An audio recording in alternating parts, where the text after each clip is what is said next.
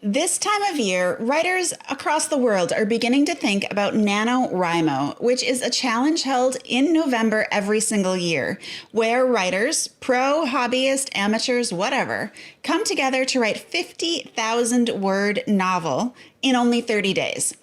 They are not writing a finished novel. This is not a ready to publish thing. This is getting your first draft out into the world.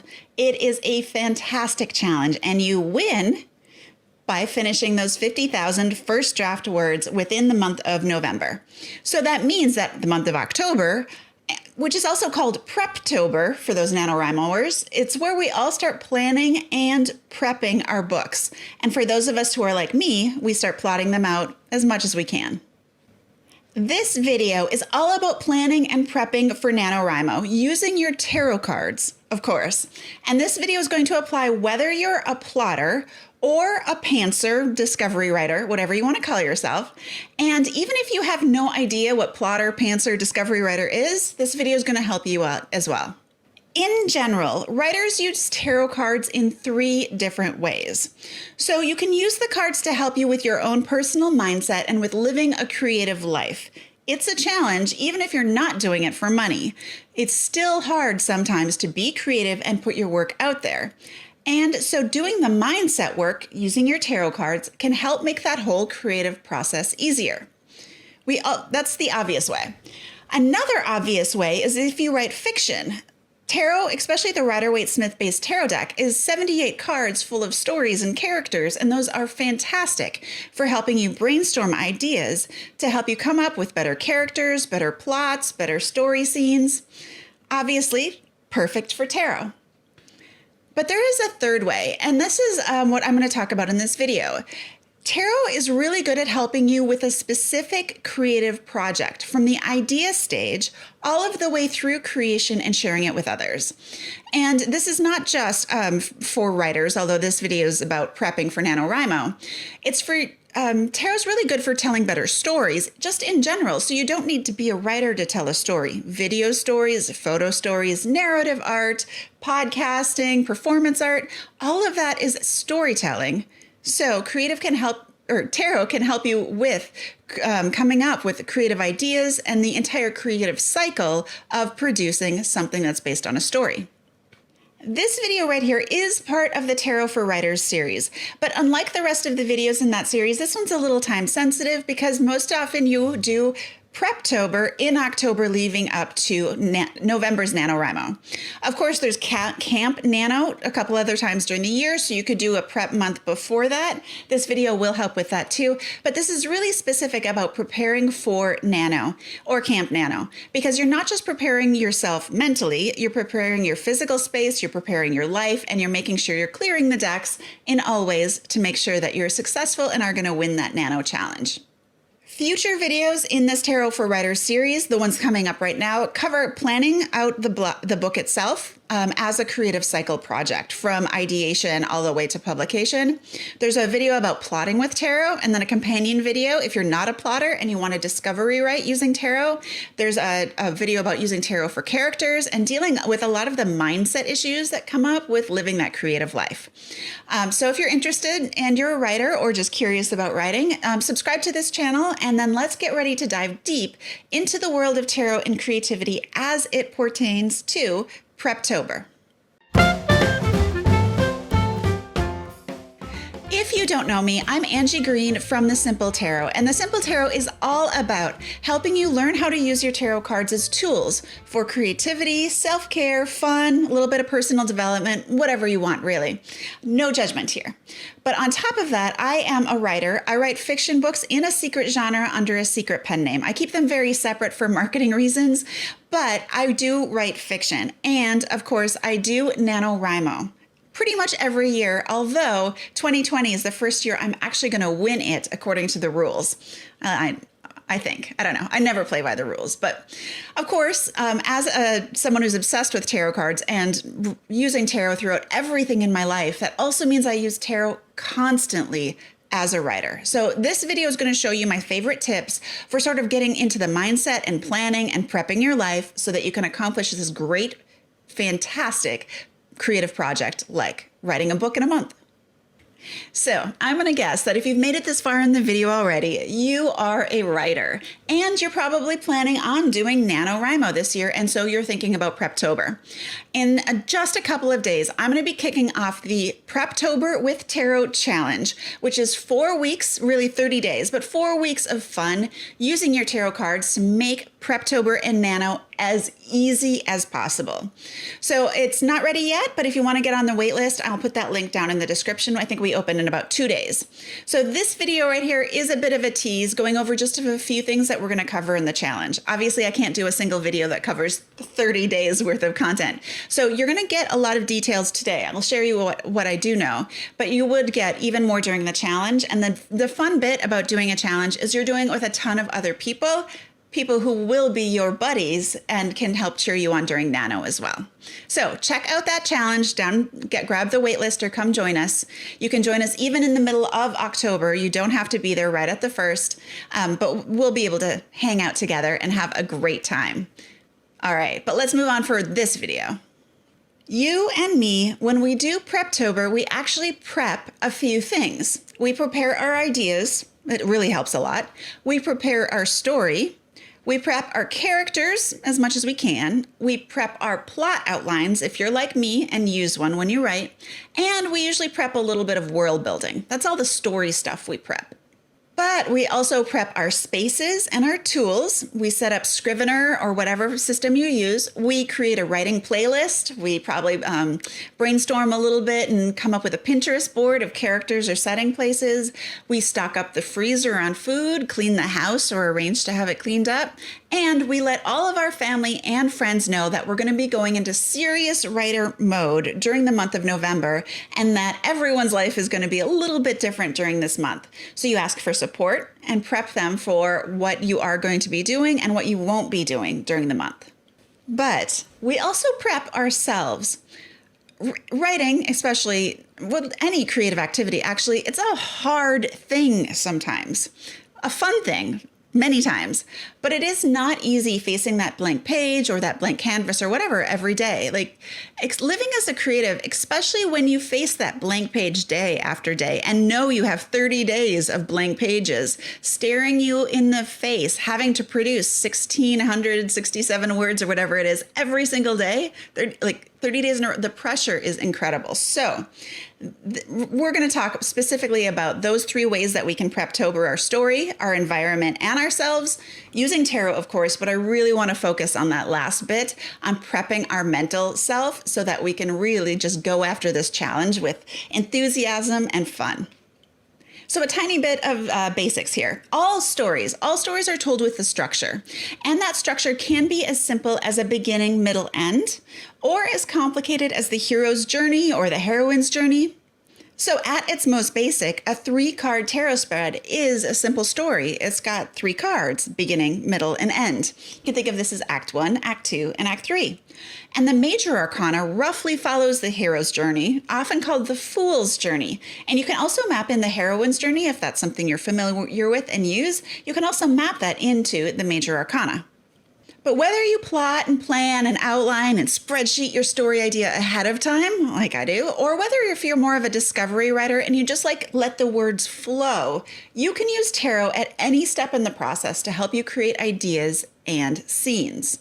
So the next time you're stuck, and you'll probably get stuck in November, when you're stuck on what happens in your story, just try pulling 1 card, maybe 3 cards, and see what happens. See what they suggest. These are just ideas. It's not going to be set in stone. You don't have to chase down this rabbit hole just because your tarot cards told you to, but it's a way to spark ideas that you probably wouldn't have thought about otherwise. And I will be doing a lot of that in October because I am a planner and a prepper, very much so. I am a plotter with a spreadsheet and it's color-coded and it's awesome. It's insane as well, but I do a lot of that brainstorming right now in October. If you are more of a discovery writer, you can start doing that, but gather ideas without making decisions. Make your decisions during the writing phase when you're discovery writing, and then you're going to spend a lot more time with your tarot deck coming up with ideas and brainstorming in November to answer those questions as they come up during your discovery writing. So there's such a divide on plotter versus pantser, plotter versus discovery writer. There really doesn't need to, because we're all doing the same thing. We're just sort of doing them in different orders and in different ways. It's a timing issue. That's all it really is. So I will be doing my tarot planning and plotting in October as part of the prep, and then I just sit down in November and sort of follow my plan and write. If you're a discovery writer, what you're going to be doing is planning and prepping your life and your motivation, and maybe coming up with a few ideas in October. And then in November, what you're going to do is just go into the cloud and start gathering ideas and just go at it and write and do your first draft. Just throwing those words down on paper, but using your tarot cards to inspire you during the process. Okay, and I mentioned that one of the other things that we do during October, this Preptober, is prepping our environment. And as a writer, it is really nice to set sort of a sacred space for writing. And this sacred space doesn't have to be a physical space. It can be, and that's wonderful if you can create like a little beautiful place for writing, even if it means, blocking the family out with headphones. You could look out a window, you can, create a little mini altar, whatever suits you.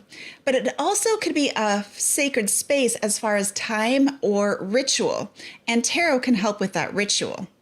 So for me, I live in a very, very small space. And so I really don't have like a sacred space as far as physical space. What I have is headphones with a playlist I play that's based on the story. I only listen to those songs when I write that story. And I just go into that like headspace as my sacred space. Also burn a candle. Often will have like special writing gear that I only use when I'm writing fiction. But so it's not a physical thing, but it's very often like a ritualistic thing. And I always draw one tarot card before I sit down to set the intention for that writing session. Fantastic way to set the sacred space through ritual using your tarot cards. And it doesn't have to be just one card, of course. You could do a tarot spread. You can just like shuffle the deck, whatever you feel comfortable with. Now, you also have to prep the people around you to let them know that you're going to be doing Nano. And this is sometimes challenging depending on the expectations that your family and your friends have on you. I'll be frank with that. But it's sometimes the hardest part of getting ready for Nano. The more you do it, though, the more you're writing and the more that your family and your friends see you actually writing, the more respect they're going to have for that. So I've put together a spread for setting boundaries with the people you love in a respectful and loving way. Basically, you're asking for help and creating an ideal environment and space for this big challenge you're going to be doing. And so I'll put the link down below. It's called the spread for setting boundaries because creative like that.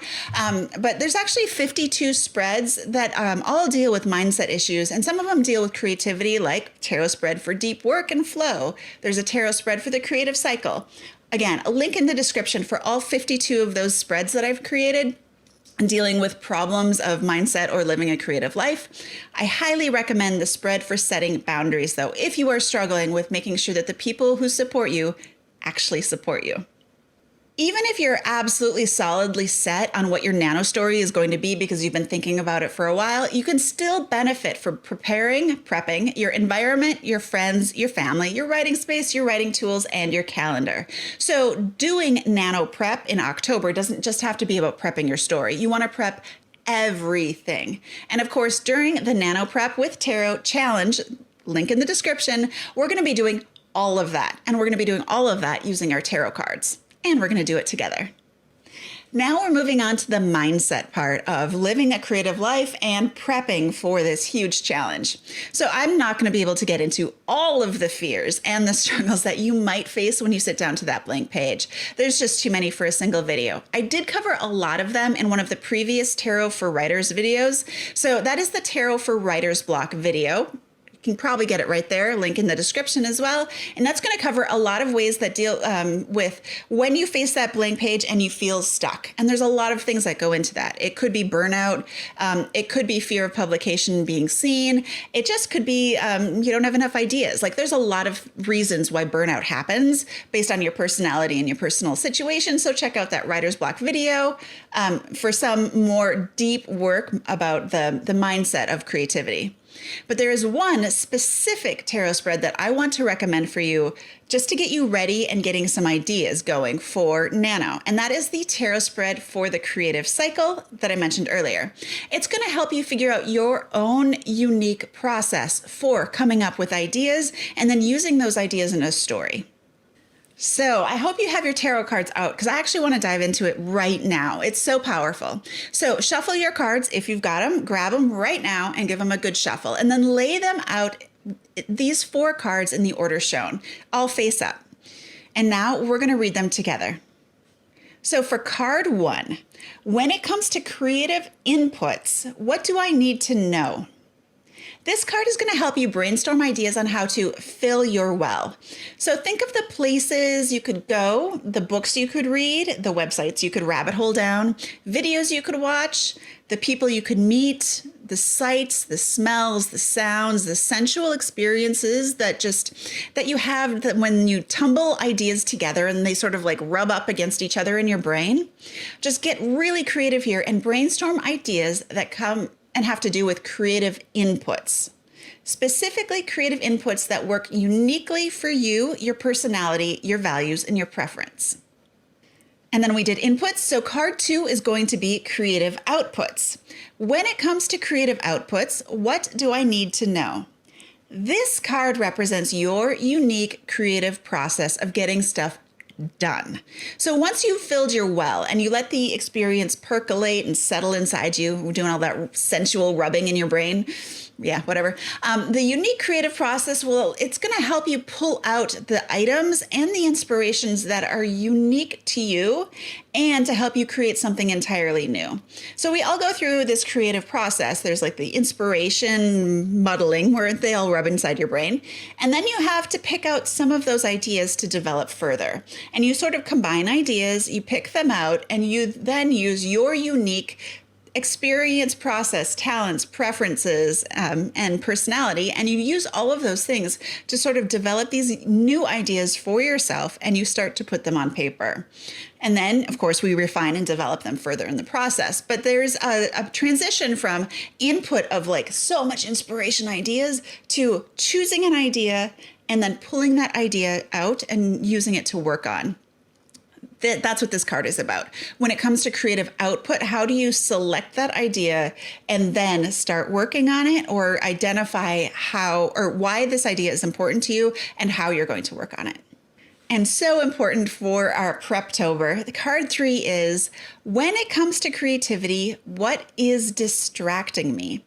And it is really easy to be distracted by shiny and interesting things, especially when we're working on really large, really vulnerable, really challenging projects. Shiny and new just always seems better than difficult and brutally real. So this card represents the areas where you are getting off track. And when it comes to creativity, the things that can distract you are sometimes really obvious, like, emails coming in or the phone ringing. It could be distractions you choose to be distracted by, like Facebook or watching videos when instead you should be writing. Could be distracted by family, friends needing you, or the obligations of your day job or your regular life. But there are also things that can distract you creatively, which is the chasing the shiny objects of, so I had all of these inspirations come in and I picked an idea. Oh, and I started working on it and it got hard. So I'm going to go pick another idea that sounds better. No, that's a shiny object. That is, you're distracting yourself with another idea, not because your previous idea was bad. It's because the previous idea got difficult. And we don't want to do hard things. Let me tell you, you can do hard things. So let's keep going. Card 4, what is one step that I can take right now to immediately eliminate this distraction? So this card represents just one action step you could take to regain your focus. So once you've identified this one step, I want you to take it immediately. Immediately, as in pause this video, put your pen down, and go take that step right now. Your creativity, it won't wait. The muses do not like to be put on hold. They're going to give the inspiration and the ideas to someone else if you're not addressing them. So there is never going to be an easier or better time than right now.